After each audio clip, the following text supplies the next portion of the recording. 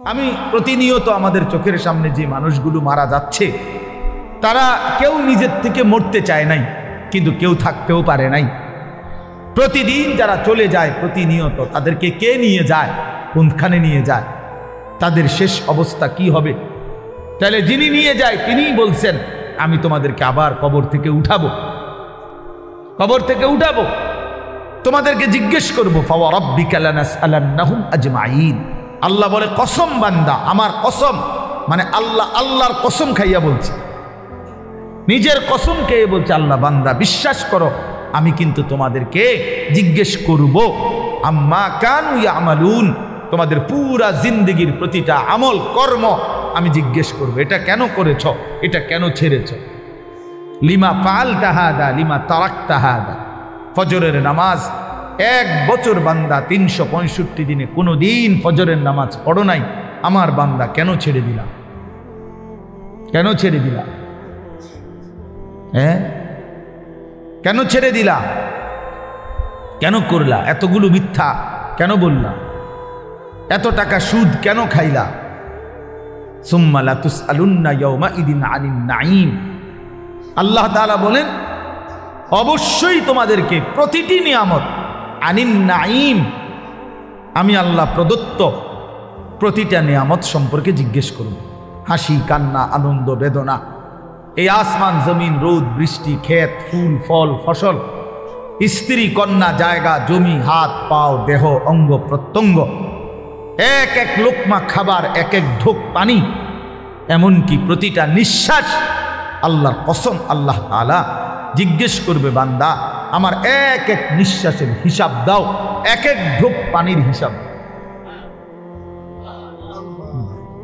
হাদিসের মধ্যে আছে, নবী সাল্লাল্লাহু আলাইহি সাল্লাম একবার 3 দিন, ওনারা 3 জন, আবু বকর, ওমর এবং আমাদের নবী সাল্লাল্লাহু আলাইহি সাল্লাম 3 জনই ক্ষুধার্ত ছিলেন টানা 3 দিন।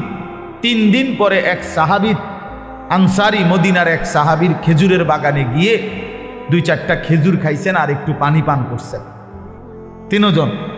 তো নবী সাল্লাল্লাহু আলাইহি সাল্লাম তখন হযরতে ওমর রাদিয়াল্লাহু তাআলা আনহুকে বললেন, ওয়াল্লাহি লা তুসআলু আন হাযান নাঈম।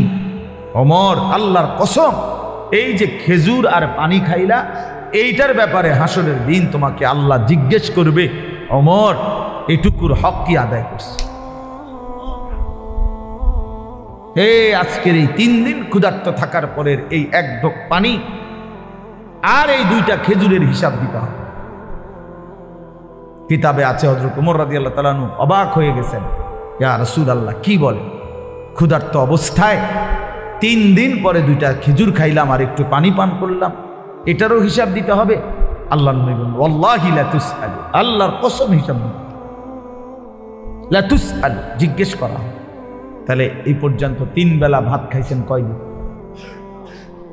মন মতো পানি পান করছেন কয়দিন? কত আইটেমের ফল ফলাদি খাইছেন কতদিন? বলেন। একটা সময় ছোটবেলায় আমাদেরও তো মনে আছে, আজ থেকে 30 বছর আগে 25 বছর আগে 1 কেজি আঙ্গুর কেউ কোনো ঘরে কিনছে না, 1 পোয়া 1/2 পোয়া আঙ্গুর, অসুস্থ রুগী। আমার তো মনে আছে ছোটবেলায় আমার আব্বাই শুধু দেখতাম মালটা খাইতো, আব্বা অসুস্থ ছিল, আমরা তাকায় তাকায় থাকতাম, 1-8 পিস যদি কখনো দিত আব্বা মায়া করে, তো এতটুকু হইতে পারত, নাই তো স্বাভাবিকভাবে আমাদের জন্য আনছে, এমন ছিল না, এমনই ছিল 30 বছর আগে, এমনই ছিল। আঙ্গুর 100 গ্রাম 200 গ্রাম, হ্যাঁ, হাসপাতালে রুগী, হাসপাতালে তো ওই রুগীর জন্য পথ্য হিসাবে 100 গ্রাম আঙ্গুর কি নিয়ে গেছে, এমন না? কি বলেন চাচারা, এটা তো ছিল। তাইলে আজকে আলহামদুলিল্লাহ কি পরিমাণ ফল ফলাদি আমাদের বাচ্চারা খাইতেছে, আল্লাহ তাআলা কি পরিমাণ রিজিক দিচ্ছে আমাদের, তো সেই রিজিকের কি কোনো হিসাব দিবে না? কথা বলেন না? তাহলে এই জন্য বাবা, আল্লাহ তাআলার এটা ওয়াদা, আমরা যদি এটা না বুঝি আমাদেরই বোকামি হবে। তোমরা যারা কিশোর তরুণ ছেলে অনেকেই আছো, কোনোভাবেই বুঝতে চাচ্ছ না, তুমি মনেই করো না যে তোমার যে মানুষ, তুমি যে মুসলমান, এবং তোমার যে 14 বছরের পর থেকে তোমরা যারা বালেগ হয়েছ, অর্থাৎ যাদের উপরে গোসল ফরজ হয়েছে, যাদের বীর্যপাত হয়, গোসল ফরজ হয়, সেদিন থেকেই তোমার হিসাব পুরাপুরি 100 তোমার প্রতিটা নিঃশ্বাসের হিসাব উঠতেছে আমল নামার মধ্যে। তাহলে তোমাকে এই বালেগ হওয়ার পর থেকে প্রথম সেকেন্ড থেকে তোমার হিসাব দিতে হবে। একটা চোখের দৃষ্টি, কতবার নারী দেখছো, ছবি দেখছো, নর্তকী দেখেছো, উলঙ্গ ছবি দেখেছো, প্রত্যেকটা পলক নজরের হিসাব দিতে হবে আল্লাহর কাছে। আল্লাহর কাছে প্রতিটা হাত পায়ের অঙ্গের নড়া চড়ার হিসাব আল্লাহ তাআলার কাছে দিতে হবে।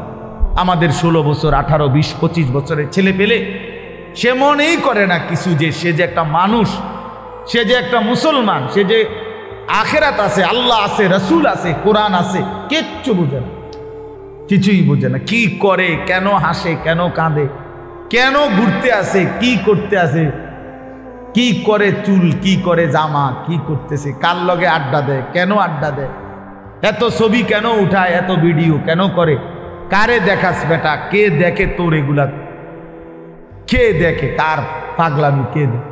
নিজেই মোটর সাইকেল চালায় জোরে, আবার এটা নিজেরটাই নিজের সামনে ভিডিও লাগাই, এটা ভিডিও করে, এটা আবার ফেসবুকে দিল, মানুষের বাকি কিছু পাগলে চাইলো, এই পাগলের পাগলামি। আহা, এটা কথা হইল? মোটর সাইকেল চালানিও ভিডিও করতে হয়, সাইকেল চালানিও, পেশাব পায়খানাও তো ভিডিও করা উচিত, লোডা বদনাও তো ভিডিও করা উচিত। আহা, এত ফালতু একজন সুস্থ স্বাভাবিক মানুষের জীবন হতে পারে না, যাকে আল্লাহ তাআলা ন্যূনতম আকল দিয়েছেন। হ্যাঁ, কাউকে আল্লাহ তাআলার যখন লানত হয়, আমি এই জন্য প্রায় বলি, কারো উপরে যখন আল্লাহর লানত বর্ষণ হয়, তো আল্লাহ তাআলা তার স্বাভাবিক আকল সরায় দেয়। আদাল্লাহুল্লাহু আলা ইলমিন, আল্লাহ তাকে তখন পথভ্রষ্ট করে দেয়। ওয়া খাতামা আলা সামঈহি ওয়া কলবি, আল্লাহ তাআলা তার কানে এবং অন্তরে মোহর মেরে দেয়। ওয়া জাআলা আলা বাসারিহি গিশাওয়া, আল্লাহ তার চোখের সামনে পর্দা ফেলে দেয়। ফলে আর সে কিছুই শোনে না, কিছুই বোঝে না, কারণ দিল তো বন্ধ, কানও বন্ধ, চোখও বন্ধ, আবদ্ধ। সে আর আলোর রাস্তা, হেদায়েতের রাস্তা দেখবে কোত্থেকে? সে জান্নাতের রাস্তা দেখবে কোত্থেকে? সে ডানে বামে যেদিকেই তাকায় তখন নারী দেখে, ছবি দেখে।